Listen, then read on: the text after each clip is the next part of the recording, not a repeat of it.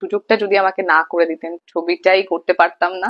বরবাদে ওনার সঙ্গে কাজ করছি বলে নিজেকে ভাগ্যবতী মনে হয়, তো অবশ্যই নিজেকে ফরচুনেট বলে মনে হয় আমি আবার ওনার সঙ্গে কাজ করার সুযোগটা পেয়েছি। উনি শান্তশিষ্ট একটা মানুষ বলে আমার মনে হয়। তাদেরকে একটাই কথা বলতে চাই, খুব ভালোবাসি। বেশি। কেন বেশি? কারণ প্রিয়তমার সময় দর্শক জানতো না যে আমি কি পারবো বা কতটা পারবো। তো তখন দর্শকের এক ধরনের এক্সপেকটেশন ছিল, কিন্তু প্রিয়তমার পরে আমার মনে হয় কোথাও গিয়ে দর্শকের এক্সপেকটেশন অনেকটা বেড়ে গেছে। এখন যেটা হয়েছে যে বরবাদে যখনই কাজ করার আগে আমাকে এটা মাথায় রাখতে হয়েছে যে ওই এক্সপেকটেশন লেভেলটা আমাকে ছুতে হবে বা তার থেকে বেটার পারফর্ম করতে হবে। তো এই ছবিটা আমি আরো বেশি যত্ন নিয়ে করেছি।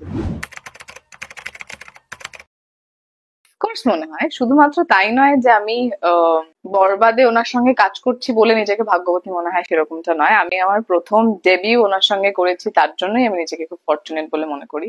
আর অবশ্যই একজন স্টারের সঙ্গে কাজ করার জন্য আমার মনে হয় শুধুমাত্র বাংলাদেশ নয়, বাংলাদেশ, কলকাতা এবং বিভিন্ন জায়গায় বিভিন্ন আর্টিস্টরাই মুখিয়ে থাকে। আমিও সামহাও কোথাও মুখিয়েই ছিলাম যে আমিও একটা ভালো প্রজেক্ট ওনার সঙ্গে আবার করতে পারি। তো অবশ্যই নিজেকে ফরচুনেট বলে মনে হয় যে আমি আবার ওনার সঙ্গে কাজ করার সুযোগটা পেয়েছি। অনেকটাই আবেগী করে আমাকে অ্যাকচুয়ালি, কারণ বাংলাদেশের মানুষ আমাকে অনেক অনেক অনেক ভালোবাসা দিয়েছে, যেটা আমার কাছে অ্যাকচুয়ালি আনএক্সপেক্টেড ছিল। বাংলাদেশের মানুষ অ্যাকচুয়ালি আমাকে চিনেইছে হয়তো শাকিব খানের জন্য, কারণ উনি যদি এটা না মনে করতেন যে প্রিয়তমার মতন একটা ছবিতে আমি অংশ হতে পারি বা এই সুযোগটা যদি আমাকে না করে দিতেন, তাহলে হয়তো আমি ওই ছবিটাই করতে পারতাম না। যদি ওই ছবিটা না করতে পারতাম তাহলে বাংলাদেশের মানুষ আমাকে চিনতেই পারতো না। আর যদি সেটা না হতো তাহলে তারা ভালোবাসতে পারতো না, তাহলে বরবাদও আমি কোনোদিনও করতে পারতাম না, না আজকে ইন্টারভিউটাও দিতে পারতাম। তার জন্য আমি খুবই গ্রেটফুল ওনার কাছে যে উনি আমাকে যোগ্য ভেবেছেন যে ওনার জীবনের দুটো বড় প্রজেক্টে আমি পার্ট হতে পারি। So I am thankful to him and grateful to.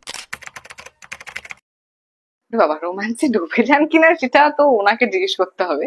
তবে আমি ওনাকে যতদূর দেখেছি ফ্লোরে, উনি শান্তশিষ্ট একটা মানুষ বলে আমার মনে হয়, একটু ইন্ট্রোভার্ট। আর উনি কাজের প্রতি ভীষণ একটা, কাজটা নিয়ে ভাবেন আর ওইটার মধ্যেই থাকেন। খুব একটা হাসি ঠাট্টা খুব একটা করেন না। তবে হ্যাঁ, যখন দেখেন যে মাহল খুব বেশি সিরিয়াস হয়ে যাচ্ছে বা সবাই খুব একটা সিরিয়াস মোডে চলে গেছে, তখন উনি একটু চেষ্টা করেন যে হাসি ঠাট্টা করে মাহলটা হালকা করা। না না, আমি একদমই তাদেরকে সান্ত্বনা দিতে চাই না। তাদেরকে একটাই কথা বলতে চাই যে আমি তাদের সবাইকে খুব খুব খুব ভালোবাসি। যখনই কোনো প্রবলেম হয় বা আমার কিছু দরকার পড়ে, উনি আমাকে ছোটখাটো সবসময় টিপস বা পরামর্শ দিয়ে থাকেন, যেটা আমার কেরিয়ারে কাজে লাগে। তো হ্যাঁ, উনি এতটা এক্সপিরিয়েন্স, এত দিনের একটা এক্সপিরিয়েন্স, উনি অভিজ্ঞতা উনি অর্জন করেছেন। তো অনেক সময় আছে যে অনেক ছোটখাটো টিপস দরকার হয়, তো তখন উনি ভীষণভাবেই সাহায্য করেন।